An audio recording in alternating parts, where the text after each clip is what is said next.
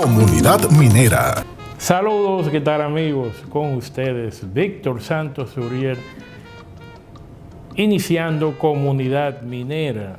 Muchas gracias por acompañarnos y sean todos bienvenidos a esta hora donde estaremos conversando sobre temas ambientales, técnicos, mineros y sociales.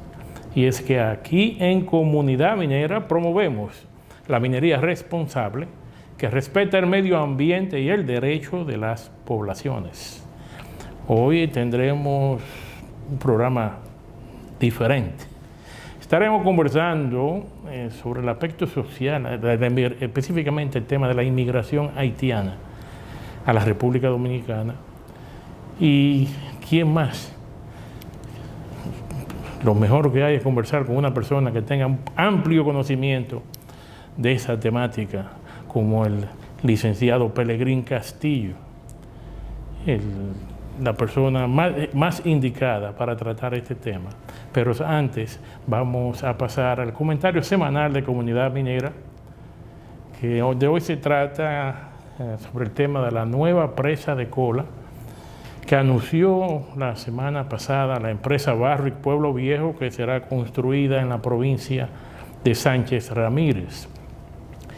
Y es que según los informes que han aparecido, o mejor dicho, las informaciones que han sido publicadas en los medios, va a haber un proceso de reubicación de 6 comunidades, de las que incluyen el Higo, el Naranjo, el Rayo, Jaguamocha, Arroyo Vuelta, las 3 Bocas. Va a ser una reubicación bastante amplia. Lo que es preocupante de todo esto, de este proceso de reubicación, es que ya en esas zonas, de la época de la Rosario Dominicana, ya se han estado realizando varios procesos de reubicación y todos han sido traumáticos. Traumáticos en el sentido de que la queja principal es que compensan, en muchos casos compensan a personas que no vivían en la zona, ni tenían propiedades, por influencias de los políticos locales lo incluían. El otro caso es que personas que sí eran, que debieron de ser compensados y reubicados, lo dejaron fuera de la lista. Y eso hay que tener mucha atención, porque es una gran injusticia. Y ya lo que más tenemos que concentrarnos, al menos lo que estamos desde afuera, de que no se le violan los derechos a ningún comunitario que merezca ser reubicado. Con mucha tristeza recibí la noticia de varias personas en el último proceso realizado casualmente, cuando la Barrick Gold vino a República Dominicana, que necesitaban la presa del Yagal, que es la que están utilizando en este momento. Hubieron familias que no, con propiedades, y reconoció el gobierno que esas propiedades eran de esas personas, pero no fueron compensadas. En un principio no se pusieron de acuerdo con el precio que le estaban ofreciendo, y no había ningún mecanismo en el cual tú podías, un mecanismo de arbitración. Sencillamente el Estado fue y ocupó la zona y se olvidó, y todavía esa persona está en el limbo, no ha sido compensada. Me refiero específicamente a la familia La Antigua, el señor Manuel La Antigua. Fue uno de los que quedó afuera y se acercó aquí a Comunidad Minera y estuvo explicándome el proceso y los niveles de frustraciones, y todavía a la fecha de hoy, ya han ocurrido ¿cuánto? 14 años. 12, 14 años. Todavía esa persona está en el limbo jurídico. Ha dado varios viajes tratando de que el Ministerio de Energía y Minas le dé una permuta, nadie lo escucha. Eso no puede repetirse, señor, y debería solucionarse eso también. Hay que tener mucho cuidado. Otra cosa que me llamó la atención, que perjudica la credibilidad tanto del Estado como de la empresa minera. El antiguo ministro de Energía y Minas, en varias ocasiones, se le explicó, ¿y dónde va a ser que se va a ubicar la nueva presa? Cuando había el gran problema que la empresa minera Barrios Pueblo Viejo quería construir su presa en la zona de Cuance, en la provincia de Monte Plata, se le preguntaba y decían que no sabía. De buena primera, anuncia la empresa en su comunicado, no, lo que publicaron básicamente en el periódico Diario Libre, que habían realizado un estudio de impacto ambiental, que estaban presentando un resumen del estudio de impacto ambiental. La ley dice, la ley 6400, que antes de realizar un estudio de impacto ambiental, la empresa tiene que ir a buscar los términos de referencia en el Ministerio de Medio Ambiente y Recursos Naturales. Lo que significa que si la empresa ya realizó el estudio de impacto ambiental, siempre se supo de que se iba a realizar, si en el caso de que se realizaba en Sánchez Ramírez, se iba a realizar en esa zona que afecta a esas 6 comunidades. Entonces, yo le pregunto, si se quiere hacer una minería responsable, hay que tener confianza. Y cuando se le miente a las comunidades, cuando se le miente al país, o mejor dicho, cuando no se le dan las informaciones correctas, como que es fácil, dile cualquier cosa y déjalo, te van a dejar tranquilo. No, la gente se entera. Y le digo a la empresa minera y le digo al Estado, los grupos ambientalistas que se oponen a la minería están mejor informados que ustedes.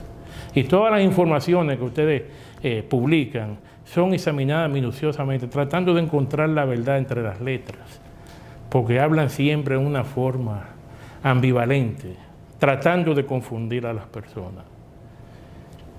Esperemos que este proceso de reubicación no sea tan frustrante para las comunidades como lo ocurrido con la presa de Cola del Llagar, y que le cumplan, porque la gente del Nuevo Llagar, que fue la comunidad que reubicaron cuando construyeron la presa de Cola del Llagar, debido a que el Estado no le cumplió, más del 90% ya no residen en las casas que le habían ubicado, que le habían entregados. En eso hay que tener mucho cuidado.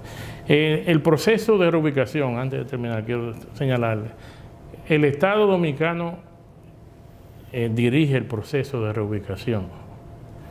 La otra vez utilizaron las guías como propone el Banco Mundial. Esta vez están utilizando la Corporación Internacional Financiera. No sé por qué cambiar. Parece que quieren alejarse del disparate que hicieron en la última reubicación y están utilizando otra guía en este momento. Pero sí que tenemos que tener mucha atención de que a ningún dominicano, o extranjero también, que tenga propiedad en la zona, que no se quede afuera, señores. Y que a esos que quedaron afuera en el Llagar, señores, compénsenlo, porque le han violado sus derechos humanos.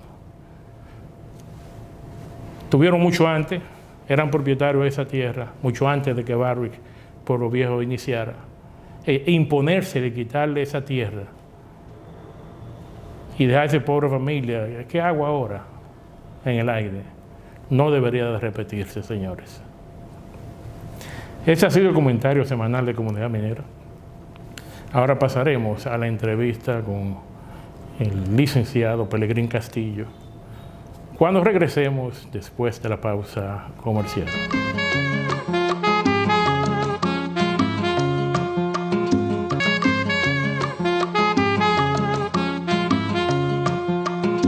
Iniciando nuestra conversación del programa de hoy con el licenciado Pelegrín Castillo, vamos a tratar un tema tan importante como lo es la inmigración haitiana a República Dominicana, que ha sido un proceso de varios años que la familia Castillo tuvo hace décadas señalando, señor, está creciendo el problema de la inmigración haitiana.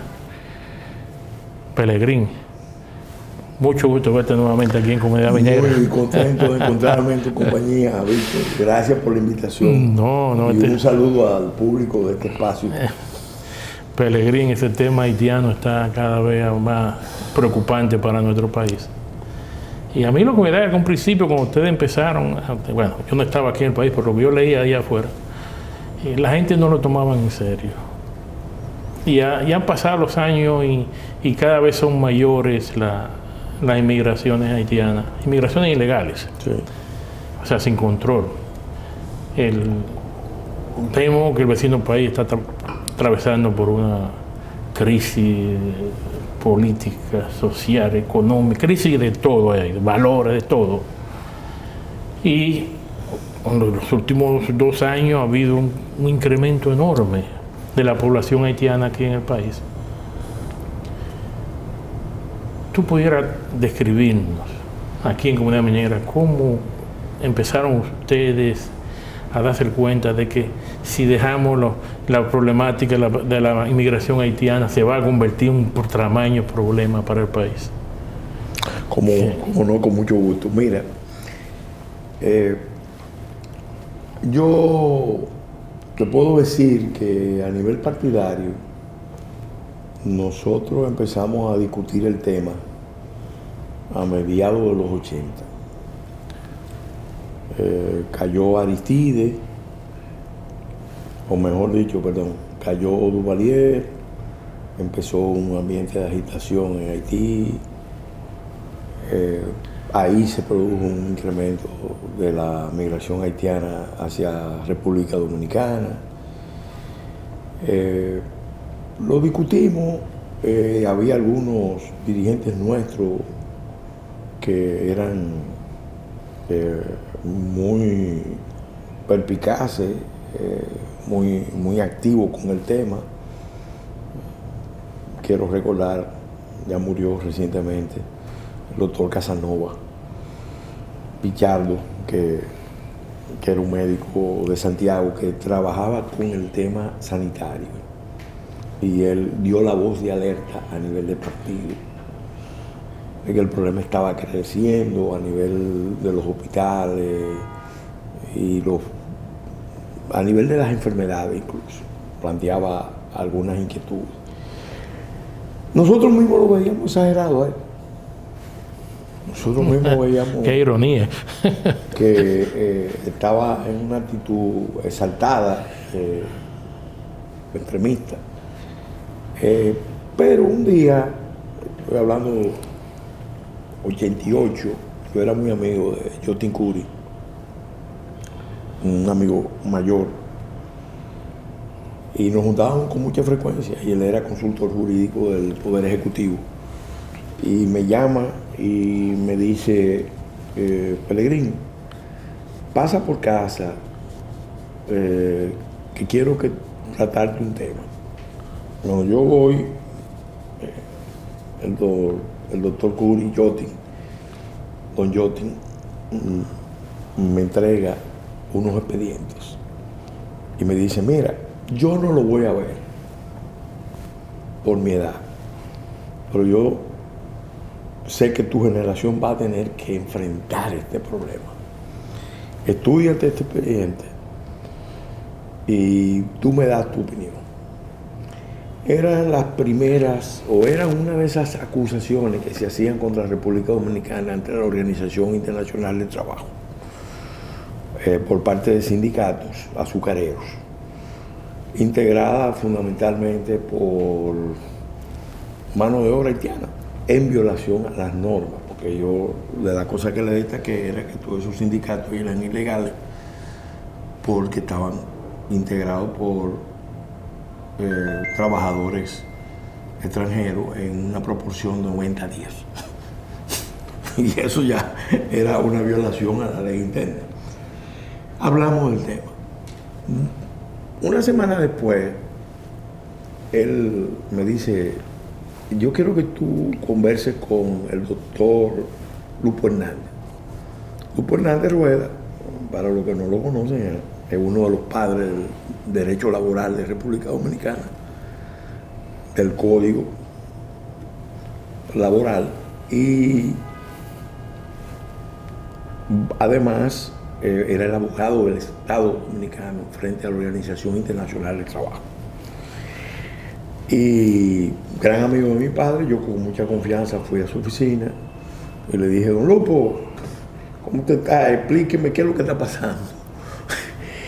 Y me cuenta un incidente que tuvo con el agregado laboral de la Embajada Norteamericana.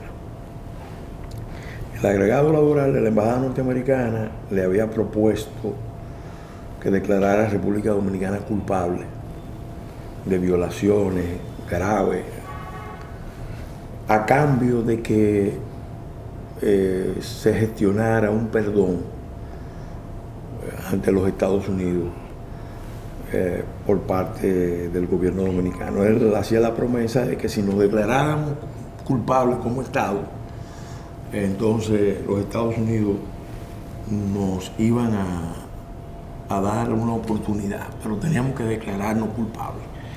Entonces él estaba muy molesto con el agregado de la embajada, porque entendía que eso era un abuso, un atropello, usar el arma económica como amenaza para que República Dominicana se declarara culpable en un tema tan sensible, sobre todo en un sector donde la misma política norteamericana no ayudaba a que avanzara, porque lo que pagaba no era tampoco nada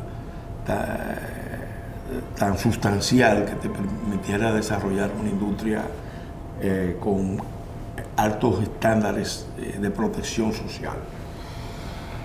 Esa fue la discusión de él con esa persona. Posteriormente, el mismo doctor Curi me dice, yo quiero que tú visites al embajador Arturo Calventi, que era su socio. Arturo Calventi fue el agregado, el embajador dominicano en la crisis Bosch, del gobierno de Bosch con el gobierno de Duvalier, en 1963, que fue la crisis que precedió al derrocamiento de Bosch. Y ahí yo tuve una conversación larguísima donde él me contó muchas cosas de cómo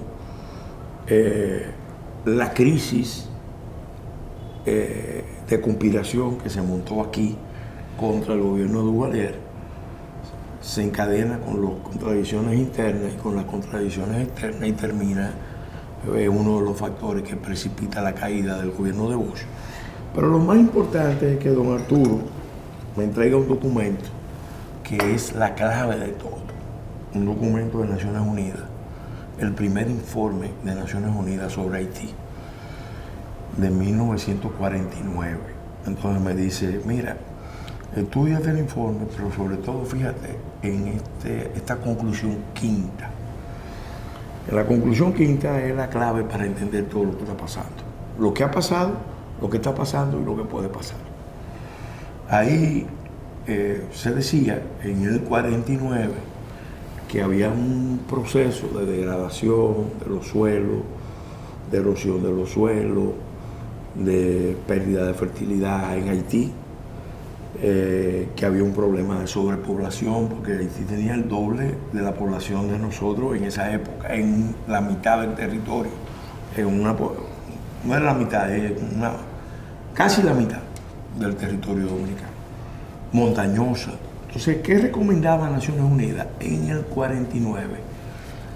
A los gobiernos haitianos les recomendaba encarecidamente fomentar la migración al exterior de familias enteras, no de manera estacional, temporaria, sino permanente, sin retorno. Y decía que eso era, lo imponían las circunstancias, porque en el mejor de los casos que se pudiera avanzar, no había capacidad para garantizar la supervivencia de la población haitiana en el territorio de Haití. Obviamente era la visión de funcionarios de Naciones Unidas, europeos, norteamericanos, sobre los problemas del desarrollo, y ellos tenían una visión imperialista de que, bueno, si ahí no pueden vivir, trasládenlo a países vecinos con menos densidad, que han dicho, decía, que están dispuestos a recibir esa migración, pero de manera permanente.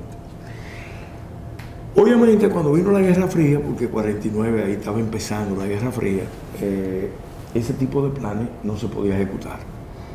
No se podía ejecutar, porque ya cada una de las potencias estaba buscando sus aliados y no iban a conseguir aliados destruyendo naciones. Entonces, ese plan se retoma tiempo después. Cuando asciende al poder Aristides, que asciende en el 91, ya ahí vemos el tamaño de la crisis. Porque Aristides, bueno, hubo varios antecedentes. Por ejemplo, República Dominicana trató de ingresar a Lomé, Haití también. Ninguno de los dos propiamente calificaba para ingresar. Y sin embargo, alguien tuvo una fórmula, vamos a decir, feliz, ingeniosa, para ingresar a Lomé, que fue el ingreso conjunto, la isla. Eso fue en el año 89. Cuando tú buscas las actas de ingreso, yo tengo todas las actas de ingreso de Lomé, hasta esa fecha, el único caso de ingreso de dos países, e incluso se habla de la isla comunidad. Usted dice Lomé. La convención de Lomé, ACP, es la convención de Europa con los países de Asia, Caribe y Pacífico. Okay. Entonces, ahí nos ingresamos conjuntamente y cuando llegó Aristides al poder empezaron los problemas con el gobierno de Balaguer. Ya ahí nosotros nos habíamos dado cuenta, bueno, esto va a mayores, porque Aristides era una figura radical, muy carismática, con mucha legitimidad de origen, votado por millones de haitianos, eso no se discute, pero con una radicalización de sus posiciones contra sus adversarios internos y contra República Dominicana. Tanto es así que él va a Naciones Unidas y en Naciones Unidas acusa a República Dominicana de practicar la esclavitud, de tener un régimen de esclavitud.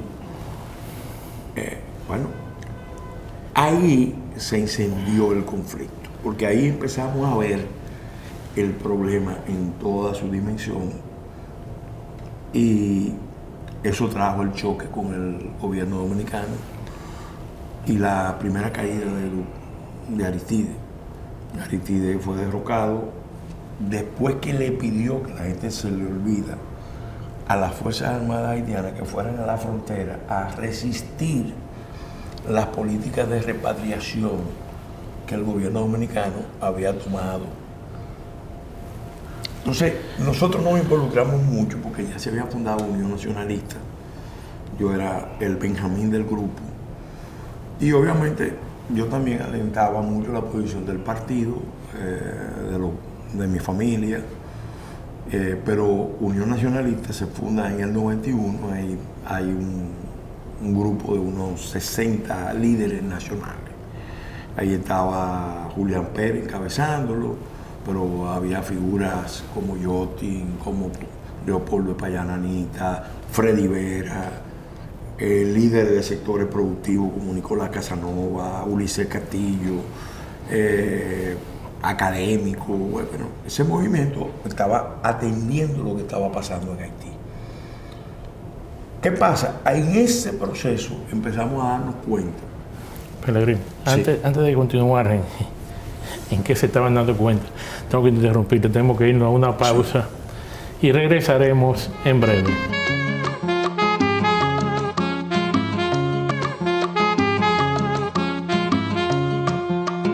Continuando nuestra conversación con el licenciado Pelegrín Castillo, hoy tratando el tema de la inmigración haitiana y cómo ha ido a través del tiempo complicándose más la situación. Llegamos hasta los años 80, cuando vino la primera declaratoria, básicamente, del presidente haitiano en ese momento, Aristides. Sí. Previo a eso nunca hubo confrontaciones. No, mira, Mira que... Pues el país, yo me acuerdo, yo emigré en el 81. Cuando yo dejé el país, los haitianos venían a sus zafras y la gran mayoría regresaban para Haití. Después, cuando estaba en el extranjero, era que estaba viendo. Mira, las relaciones siempre han sido complicadas porque una de las razones por las cuales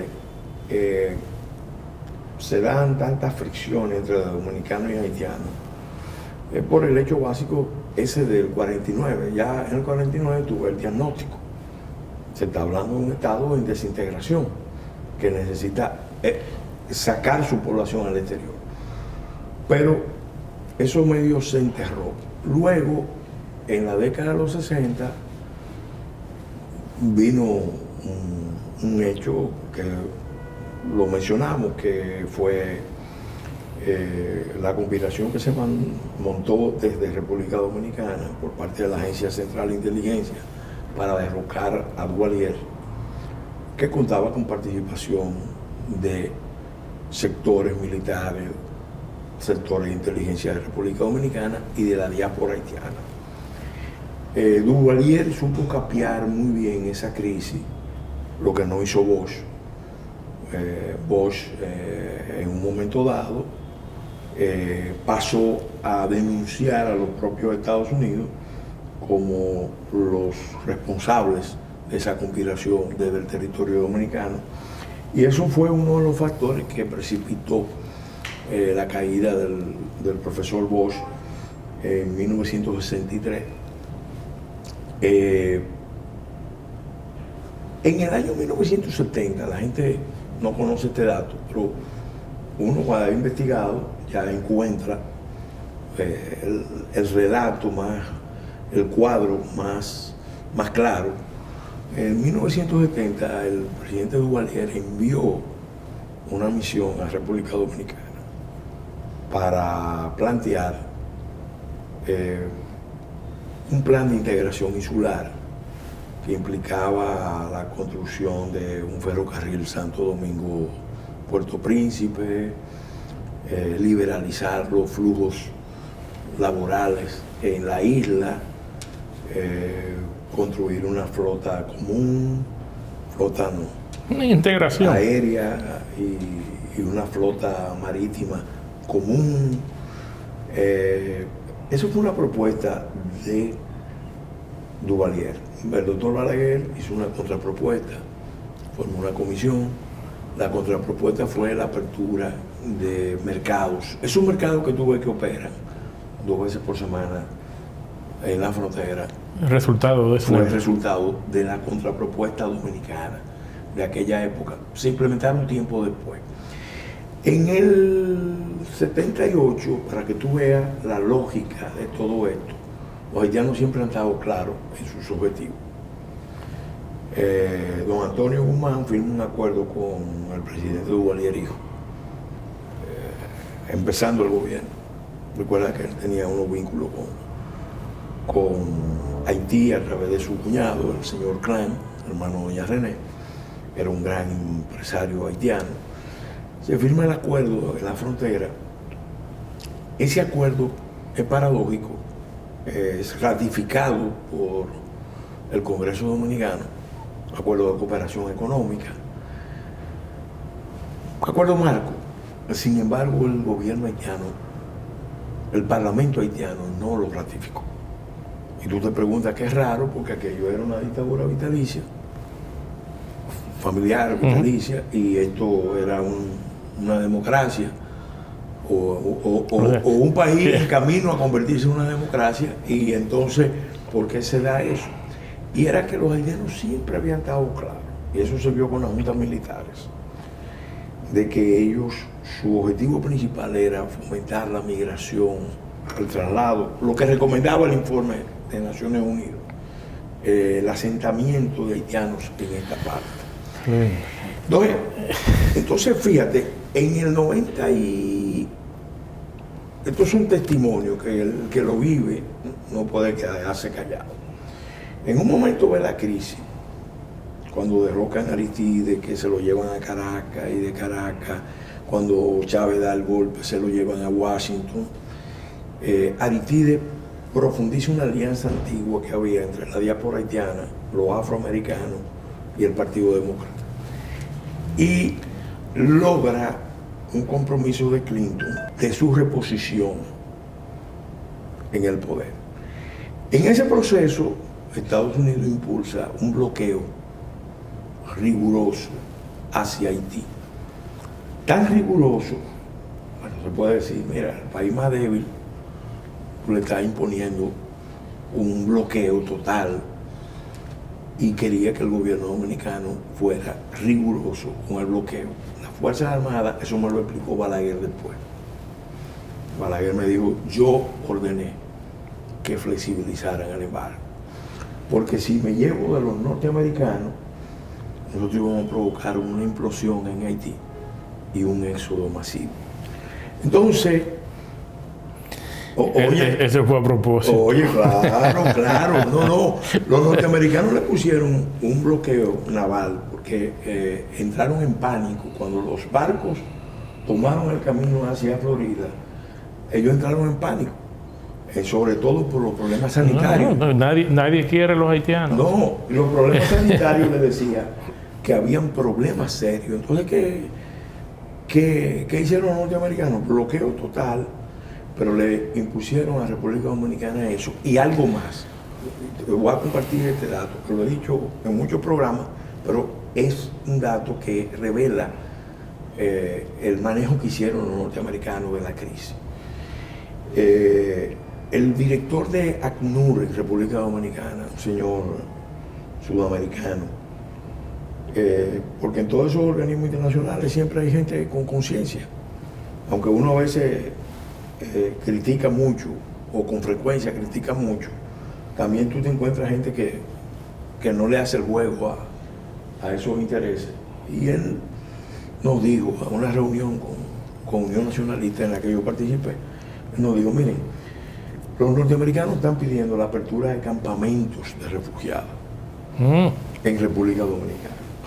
No acepten eso, porque si ustedes aceptan la apertura de campamentos, ustedes van a perder el control de su país.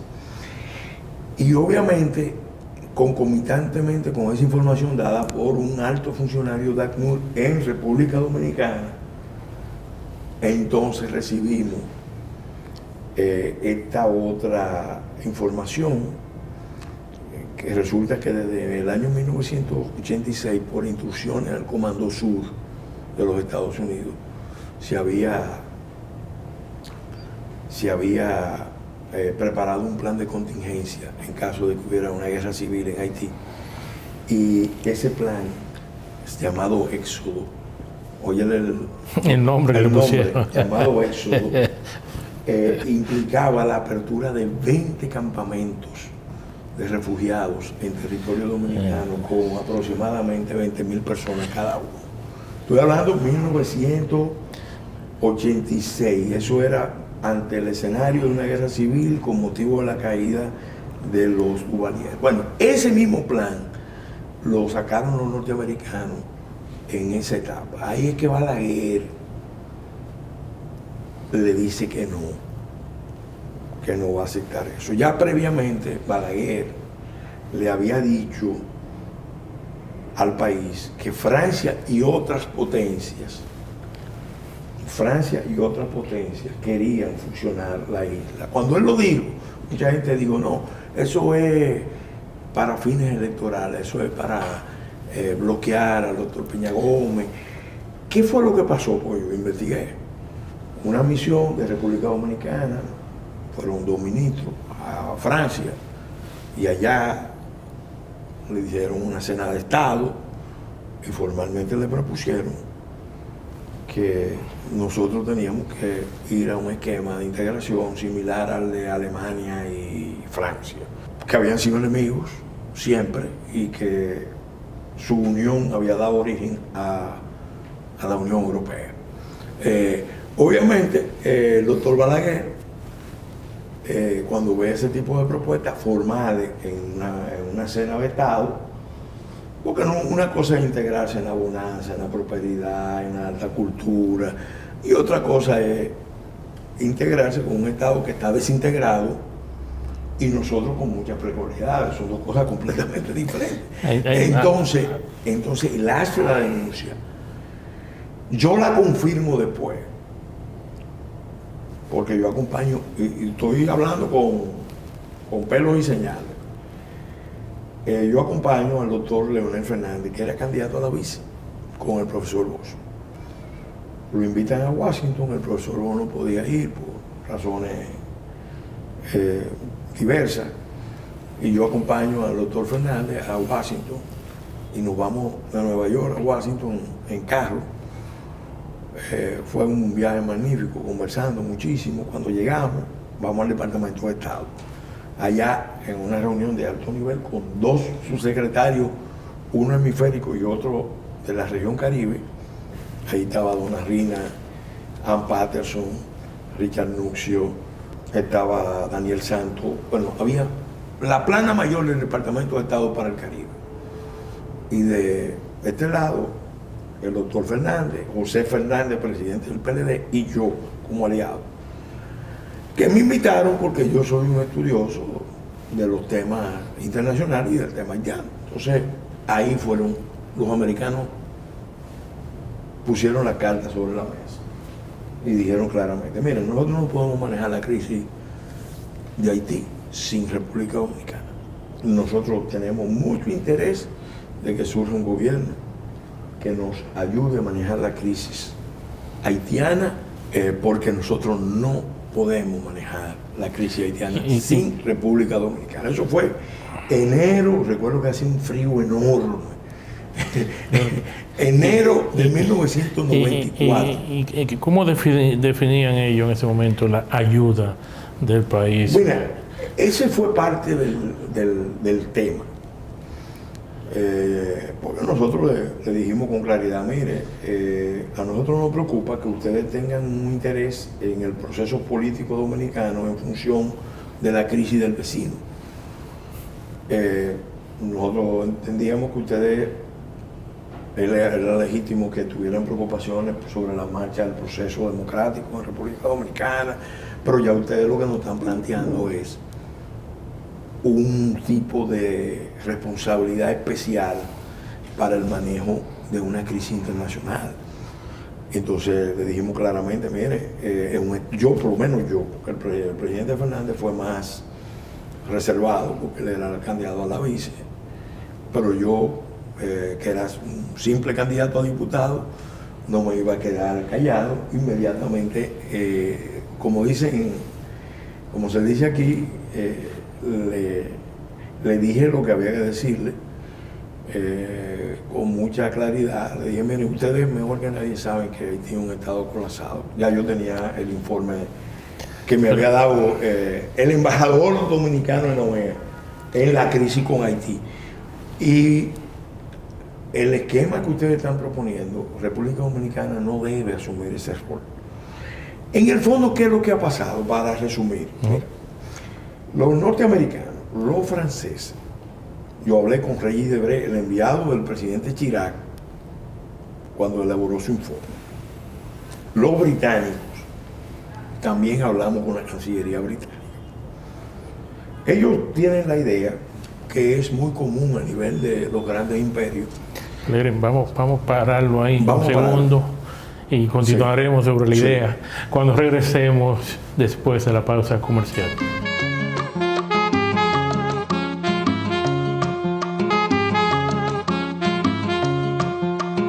De regreso en Comunidad Minera, hoy conversando con el licenciado Pelegrín Castillo. Y Pelegrín, terminamos el segmento anterior, cuando tú empezabas a describir qué estaba proponiendo el gobierno norteamericano. Sí, mira, básicamente el planteamiento de ellos es el planteamiento que ellos suelen hacer en situaciones parecidas en el mundo. Porque yo, después de ese encuentro, tuve una conversación larga con el señor Richard Nuxio, que pasó del Departamento de Estado al Centro de Estudios Estratégicos de Harvard y vino al país varias veces y conversamos. Entonces, voy a contar un poco eso. Los norteamericanos, los franceses, los ingleses, la comunidad internacional, cuando ven un problema de este tipo, adoptan una fórmula minimalista que no implique muchas responsabilidades de ellos, mucho compromiso de ellos. ¿Y cuál es esa fórmula? Bueno, que el Estado vecino, en este caso República Dominicana, sea un Estado pivote, alrededor del cual se soporta la crisis haitiana, una zona de amortiguamiento o buffering. Y aquí obviamente hay sectores de la vida nacional que negociaron con los poderes internacionales, y me consta, la administración de esa crisis a cambio de una serie de ventajas. ¿Qué pasa? De esa manera ni se resuelve el problema de Haití, que es el problema de un Estado fallido, que técnicamente, como dice el doctor José Rafael Abinader, el padre del presidente, en su última obra, técnicamente debería estar sujeto a una especie de fideicomiso internacional. Jurídicamente no puede, pero técnicamente ahí se dan todas las condiciones para un fideicomiso internacional. Jurídicamente no se puede porque ningún Estado miembro de Naciones Unidas puede estar sujeto a fideicomiso. Entonces, eso fue un planeamiento del papá del presidente en su última obra, la última obra que él publicó. Entonces, ¿qué pasa?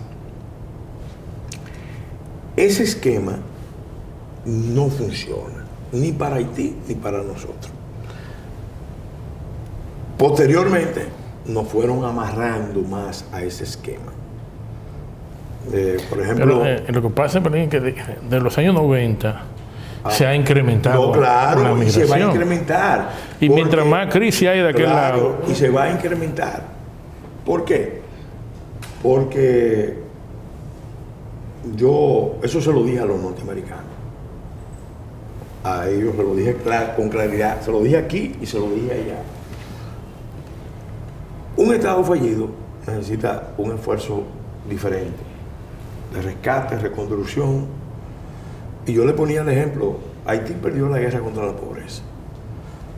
Y cuando un Estado pierde la guerra contra la pobreza, lo que imponen los principios de derecho internacional es un esfuerzo serio, solidario, en virtud del principio de subsidiariedad, para que la comunidad internacional lo levante, lo reconstruya y lo relance. Ellos no han querido hacerlo por muchas razones. Razones históricas, razones ideológicas, razones económicas. Pero es difícil. Es complicado. No, es muy complejo. El tema de los haitianos, basado en la experiencia que tuvieron después del sismo del año 2011, pues, Sí, sí. que supuestamente iba a fluir varios billones, se comprometieron varios billones, pero cuando vieron que cuando llegaba el dinero se desaparecía, y el descontrol que había en esa sociedad, una corrupción espantosa, no se respetaba nada. La corrupción empezó por el número de las víctimas, porque esas son las cosas que no se dicen. Son de las cosas que no se dicen. Hubo muertos, muchos muertos, quizá uno de los mayores desastres, pero inmediatamente se infló el número de víctimas y todo eso. Son muy buenos diplomáticos. Entonces, ¿qué pasa? ¿Qué pasa? Yo tenía la esperanza, el día antes del terremoto, para que tú veas lo que son las cosas de la vida. En mi casa se produjo una cena donde estaban todos los principales responsables del debate intelectual con relación a Haití, en las dos posiciones. Y estuvimos hasta la madrugada definiendo lo que podía ser una política nacional con respecto a Haití. Ahí estaba Federico Enrique, Alejandro González Pons, Carlos Dore, Willy Lozano, Manuel Núñez, yo, estuvimos hasta la madrugada discutiendo cómo nosotros podíamos adoptar una política de Estado para cambiar el esquema que había, porque el esquema que había, o sea, aquí se sabe que no funciona, pero estamos hablando de una presión que viene de un núcleo de mucho poder en Estados Unidos, concretamente los afroamericanos, el caucus afroamericano, en alianza con los Kennedy, en alianza con los Clinton y ahora en alianza con los Obama. Entonces, ¿qué vamos a hacer? Ya hay, mal contado, hay más de 1 millón, 2 millones, no sabemos cuántos hay haitianos. Ya hemos creado una dependencia de la mano de obra haitiana a través de los últimos 30 años.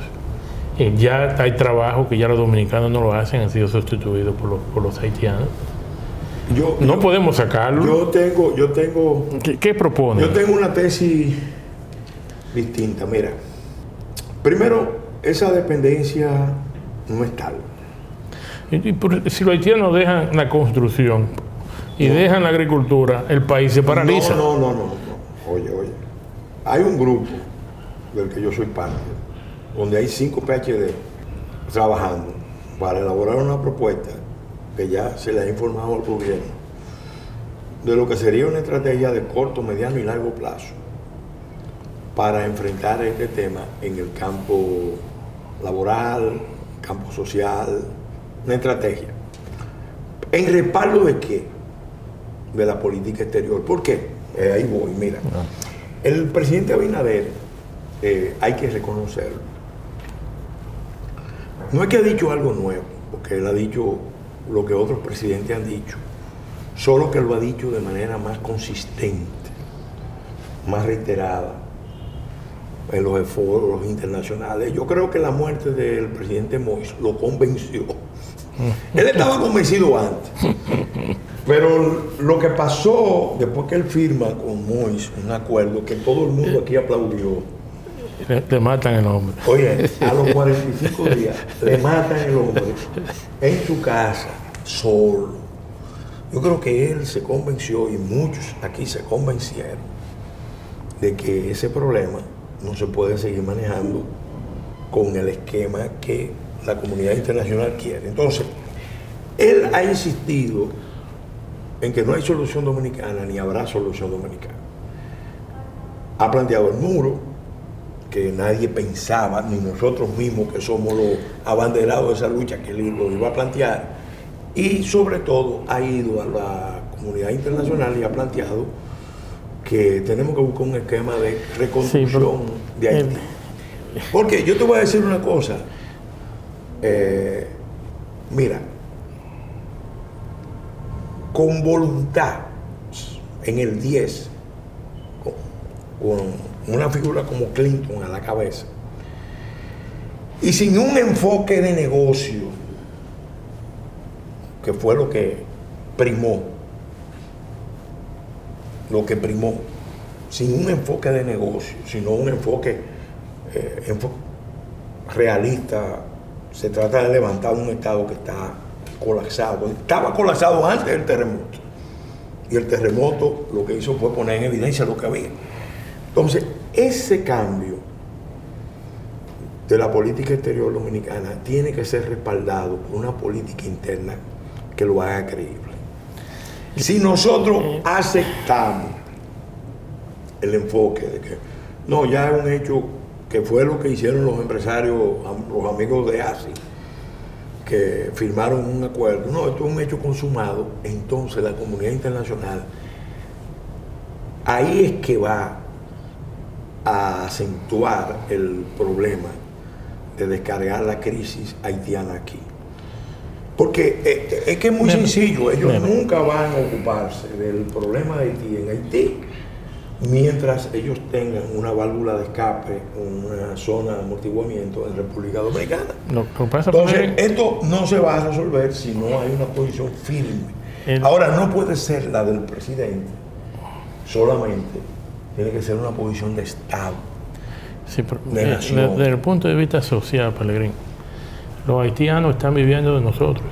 Las remesas que están enviando ellos ya es un Estado que depende de los ingresos de los que están viviendo en República Dominicana. Pero que nosotros... Sí, cualquier solución que incluya, desde mi punto de vista, yo no soy experto en eso, tú eres Sí. pero yo pensando, o sea, cualquier solución que sea de sacar una gran mayoría de esos más de 2 millones de haitianos, va a empeorar la situación en Haití. Yo te lo planteo de esta manera. Vamos a ver. Mira, yo pronuncié una conferencia que se llama Del muro de la buena vecindad a los puentes de la reconstrucción. Y planteo los puentes de la reconstrucción de Haití porque el Papa Francisco estaba pidiéndole a los católicos, y yo soy católico, que promoviéramos los puentes, no los muros. Pero ahora resulta que en el mundo que tenemos hay más muros que nunca antes. Ahora, los muros no son una solución, son parte de una solución. Al final, nosotros estamos claros de que Haití necesita un rescate y una reconstrucción. ¿Se puede hacer? Sí. ¿Se ha intentado? No. Hay 6 misiones de Naciones Unidas en Haití y nunca han tenido un mandato claro de reconstruir Haití en Haití. Ahí yo planteo una fórmula que es gráfica. Si tú quieres, le puedes cambiar los números, pero mínimo la fórmula 1/7 debe ser la fórmula de la reconstrucción de Haití. Te la puedo explicar con un ejemplo. Tengo muy poco tiempo ya en este momento y tengo que traerte otra vez a hablar con el tema haitiano, porque se nos quedaron muchas cosas. Y básicamente lo que yo quiero concentrarme para el próximo programa es soluciones. Pero entrar en detalle de las soluciones. Esa es la parte que yo quiero ver sin que haya atropello ni violación a los derechos humanos de los haitianos. Es que lo que estamos planteando, yo le he dicho, yo fui a un encuentro con líderes espirituales, religiosos, la mayoría eran evangélicos, y líderes políticos de Haití, aquí en el Jaragua. Manuel Núñez y yo fuimos, y tuvimos un encuentro de casi 4 horas. Y yo nunca me había tirado más fotos en un ambiente de cordialidad, porque nosotros le explicamos a ellos, ¿qué queremos nosotros como país? Un Haití estable, un Haití próspero y eventualmente, bueno, sí, un país Haití seguro y un Haití eventualmente próspero. ¿Se puede lograr? Sí. Ahora, en el caso nuestro, nosotros tenemos que seguir una diplomacia proactiva y Lo que pasa es que los diplomáticos haitianos son más efectivos que nosotros. No, es que eso no es así. Mira, esta semana, hace 2 semanas, los diplomáticos haitianos lo que han hecho es, porque no son los diplomáticos buenos haitianos, historiadores. Los diplomáticos haitianos han ido a Washington desde la década de los 60, no los diplomáticos, la diáspora haitiana, y ha hecho una alianza allá. Sí. Y esa alianza con el poder americano muy y el efectivo. poder europeo es la que está trabajando contra nosotros. Ahora, ¿cómo tú resistes eso? Primero, tú tienes que tener una política exterior consistente. Segundo, la política interna tuya tiene que mandar el mensaje congruente. Si decimos no hay solución dominicana al problema haitiano, eso tiene que traducirse en acciones. Ahora, significa que nosotros nos quedamos solamente en la posición no hay solución dominicana al problema haitiano, en modo alguno. Al contrario, los más interesados en el rescate y reconstrucción de Haití somos nosotros. Entonces, ¿hay fórmulas? Sí hay fórmulas. Ahora, yo te la puedo detallar. No, déjala ahí, que tú vienes pronto a Comunidad Minera, porque me ha dejado a la expectativa. En el próximo programa. Que es lo más importante. Tenemos el problema, ya describimos cómo llegamos al problema, ahora yo quiero ver soluciones. Recuerda este número, 1%. 1%. Okay. Muchas gracias por venir a Comunidad Minera. Oye, un placer tenerte nuevamente acá. Muchas gracias también a todas las personas que nos están viendo a través de VIS TV, así como también los que nos están escuchando a través de Radio Santa María, Estudio 97.9, la FM de Radio Santa María. Muchas gracias por acompañarnos y Dios mediante estaremos nuevamente con ustedes la próxima semana. Vayan con Dios.